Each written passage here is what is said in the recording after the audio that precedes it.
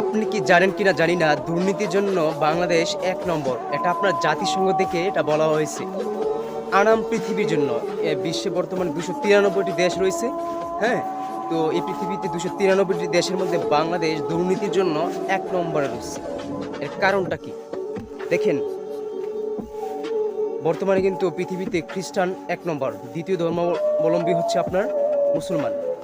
তো মুসলমান যদি মুসলমান যে তাদের হাদিস, যাদের কোরআন, যেভাবে তাদেরকে শরীয়ত মতো চলা দরকার, তারা যদি এমনভাবে চলতে পারতো, তাহলে কিন্তু আজকে এরকমটা হয় না। কীভাবে দেখায় আমাকে আপনার মুসলমান যদি তাদের ধর্মের পথ যেভাবে চলা দরকার সেভাবে চলতো, তাহলে কিন্তু মুসলমানদের মধ্যে আজকে অত্যাচার, নির্যাতন, হ্যাঁ, দুর্নীতি এগুলো হয় না। ঠিক আছে? তো আমরা মুসলমান যারা আছি তারা কিন্তু আমরা সঠিকভাবে আমাদের ধর্মটা পালন করছি না বর্তমানে। এটাই মেন কারণ। তো বাংলাদেশ কিন্তু দুর্নীতির জন্য বর্তমানে বিশ্বের বুকে ১ নম্বর। আমি আপনাকে এই দুর্নীতিটা, হ্যাঁ, সলিউশন করার জন্য এবং বিশ্বের ১ নম্বর দুর্নীতি দেশ বাংলাদেশ, এই রেকর্ডটা ভাঙার জন্য আপনার একটা আমি পথ বলে দেব, যেটা 100%ই কাজ হবে। সেটা কি?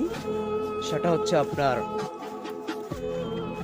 বাঙালি তো এখানে কিন্তু আপনার ৯৫%ই মুসলিম কান্ট্রি, বা ৯৩% যতজন মুসলিম আছে তারা যদি তাদের ধর্ম শরীয়ত মোতাবেক যেভাবে চলা দরকার ওইভাবে চলতে পারে ১০০তে ১০০, তাহলেই দেখবেন আপনার দুর্নীতি থাকবে না, দেশে বিশৃঙ্খলা থাকবে না।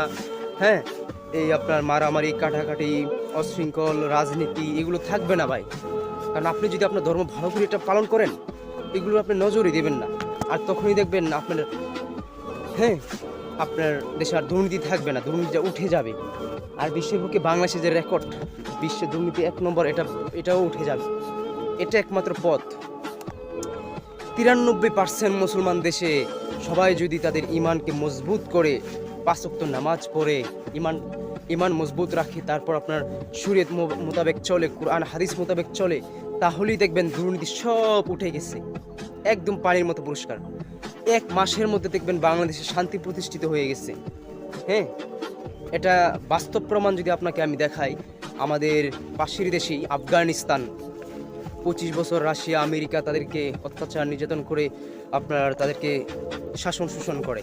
তো তারা ইমান দীপ্ত নিয়ে তাদের বিরুদ্ধে লড়ে আজকে তাদের দেশ, তাদের ভূখণ্ড নিজে দখল করে তারা শত্রুদেরকে পরাজয় করে বাহির করে দিয়ে আজকে দেখেন তারা নিজের দেশ নিজে চালাচ্ছে এবং তাদের ইমান কত মজবুত, তারা শরীয়ত মোতাবেক 100%ই চালাচ্ছে।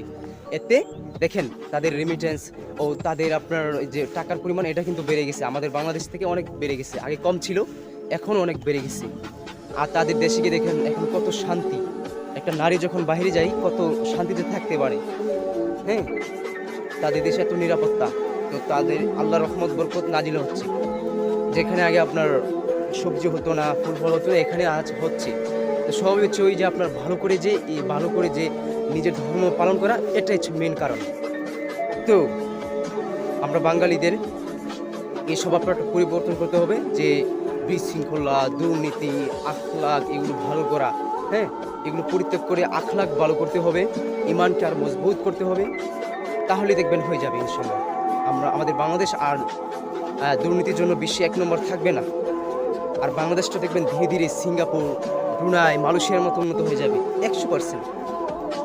তো আমাদের দেশে এটা করার মতো কোনো সরকার আমি দেখি না, যে ইসলামের প্রতি গুরুত্ব, ইসলামকে ভালো করে মানার জন্য যে গুরুত্ব দেওয়াটা, এটা নাই। আচ্ছা, ঠিক আছে, আজকে এই পর্যন্তই। সবাই ভালো থাকবেন, সুস্থ থাকবেন।